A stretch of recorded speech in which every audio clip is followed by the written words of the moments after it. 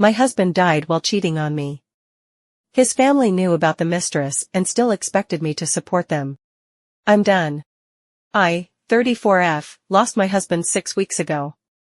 He died of a massive heart attack in a hotel room, while having an affair with his secretary. Yes. That's how I found out he was cheating. A detective and a coroner at my front door with hushed voices and awkward glances. I had to sit down because I thought I might faint. Not from grief. Well, not entirely. But from humiliation. We were married 10 years. We have 2 kids, a 9-year-old daughter and a 6-year-old son.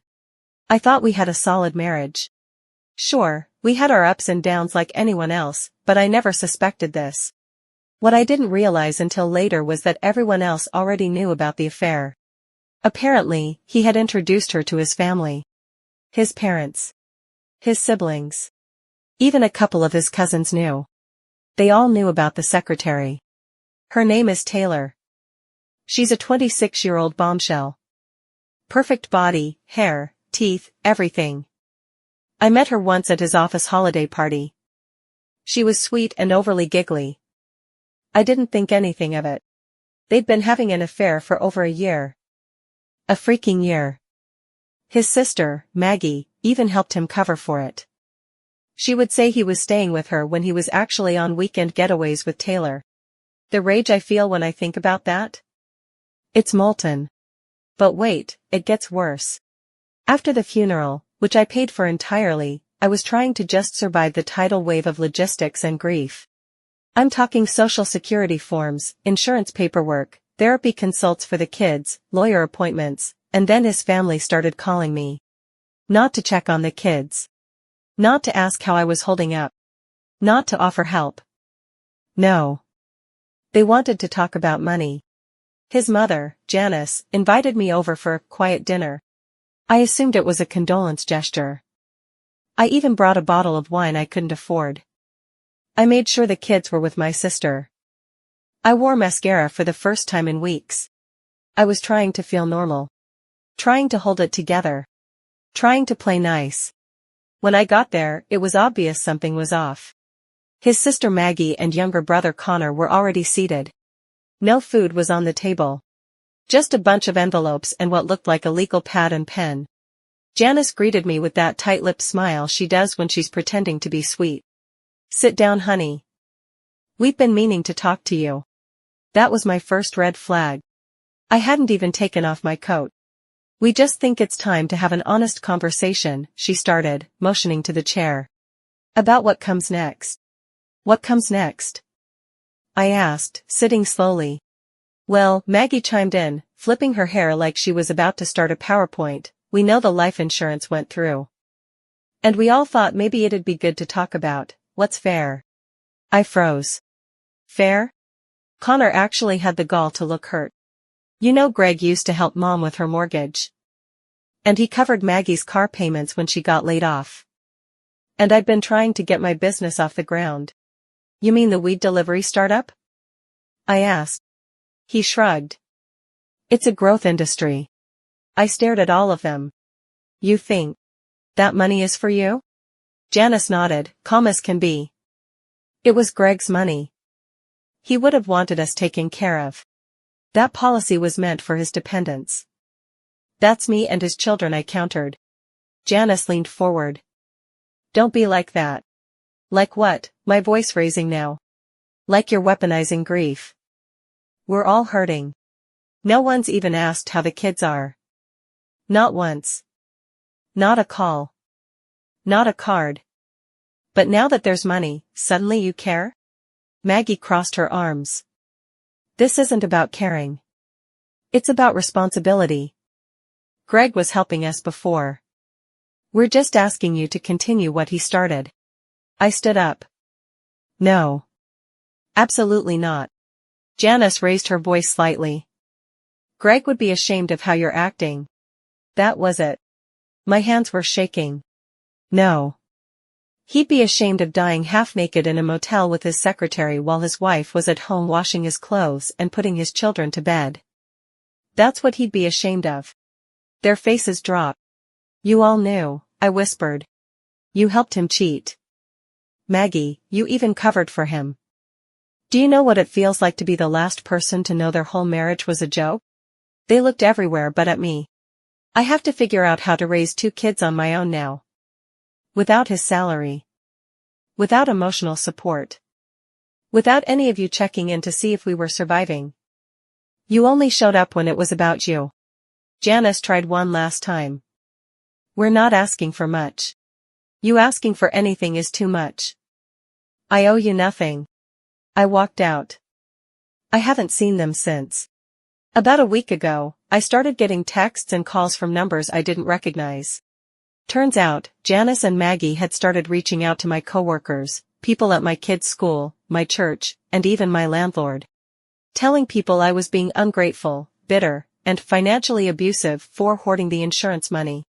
I found out when my boss asked if I was okay, because apparently Maggie sent a long-winded message about how I had mental instability due to grief and might not be in a good place to manage large sums of money. She even implied I was a danger to my own kids. I found out from the school secretary that Janice called and asked if she could bring the kids cupcakes for a grandparent visit, and when they said no outside visitors were allowed without my written permission, she cried on the phone and claimed I was trying to erase her from their lives. They've been waging a campaign behind my back. All while never once offering support, comfort, or even a genuine "how are you?" So I snapped. Fully. In public, just the way my husband's family hates it. Last Sunday, I went to church. It's a small community one I've gone to for years, and most people there have been wonderful. But today was different. I kept getting odd stares. I would see people giving me sideward glances while whispering conspiratorially. Even from people I'd known for a long time. After the service had concluded, someone finally said, "I just want you to know we're praying for you, and for Janice. She's really struggling with being cut off." At the mention of Janice it all made sense. She had gotten to them and poisoned them against me. This was the last straw. I took a breath and said loud enough for everyone nearby to hear.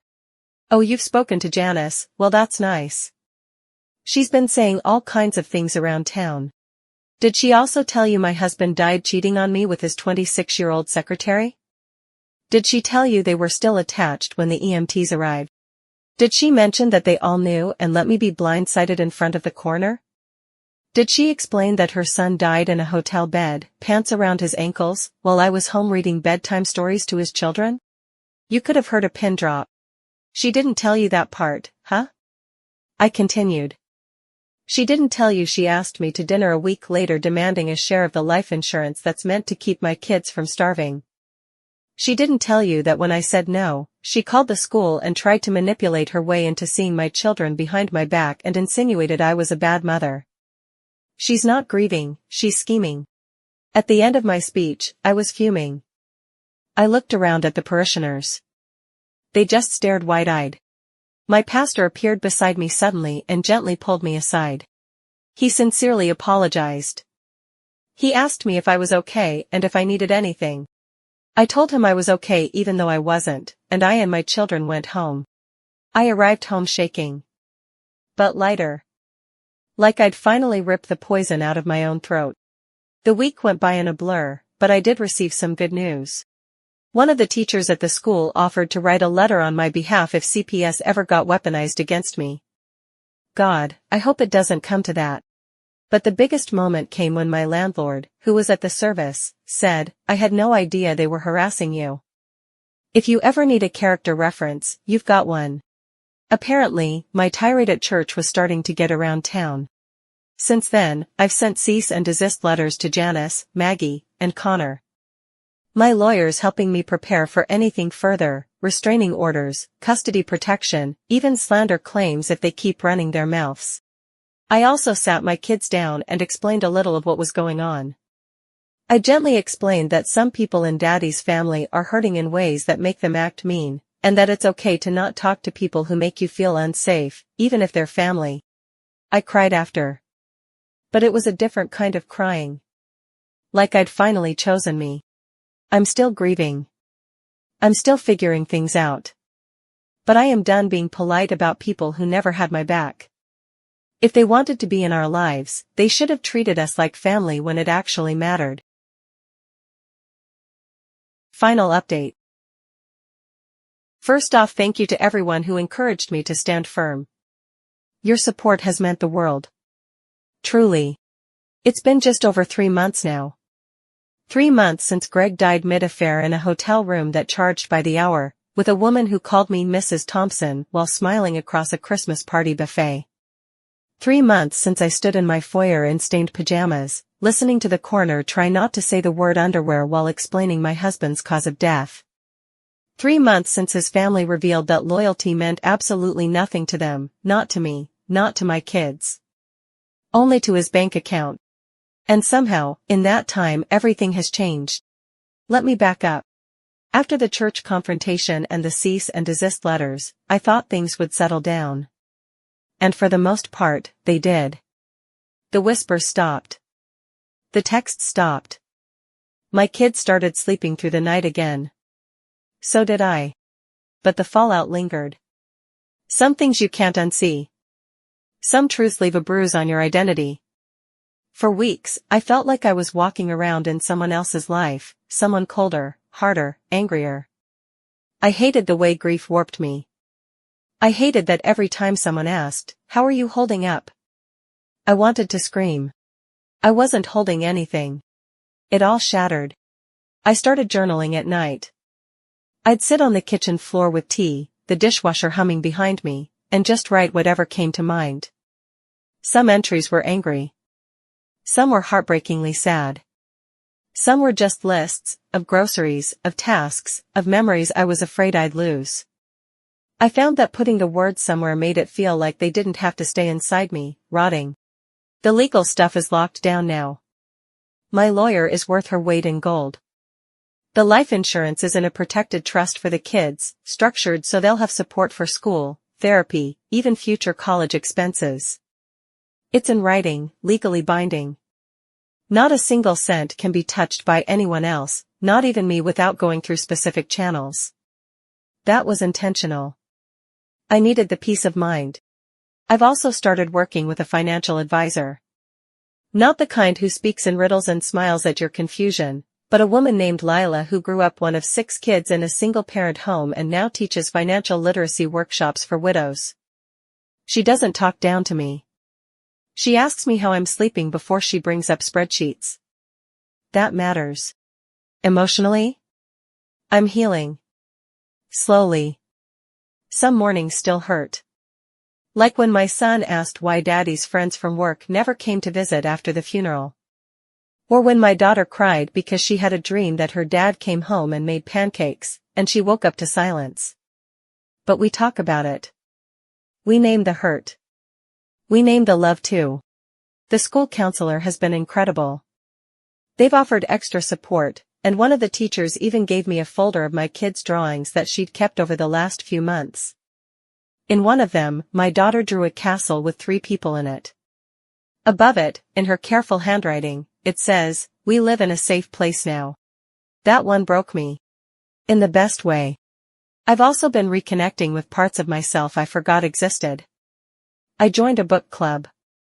I started walking every morning after I drop the kids off, no headphones, just birdsong and breath. I painted our bedroom. I bought new bed sheets that weren't picked out by a man who used them to lie beside someone else. I reclaimed my own space. A few weeks ago, I finally packed up Greg's things. I donated most of it, kept only a box for the kids, filled with photos, his watch, a silly mug he loved, and one of his old sweatshirts they liked to cuddle with on bad days. I cried. Then I made myself a cup of coffee and sat in the sunlight on our porch. And I didn't feel haunted anymore. As for Greg's family? They did try one last money grab in the form of Greg's Mistress Taylor. They tried to get her to pretend the child that she's carrying now is Greg's and not her boyfriend's. Apparently, she was seeing them both at the same time, but Greg was more like her sugar daddy. They told her they could split whatever she could get out of suing Greg's estate. To her credit, Taylor thought they were insane and wanted no parts of their scheming. She went straight to her attorney's office, who then contacted my counsel and told him what was going on. Greg's family has now vanished. The cease and desist letters and potential conspiracy to commit fraud charges really scared them off.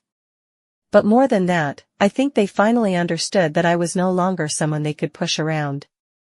Maggie tried sending a guilt-ridden card for the kids. I didn't respond. Connor tagged me in a post about family sticking together no matter what. I blocked him. Janice sent a letter, handwritten in shaky script, saying she missed the children. I never opened it. It's not cruelty. It's protection.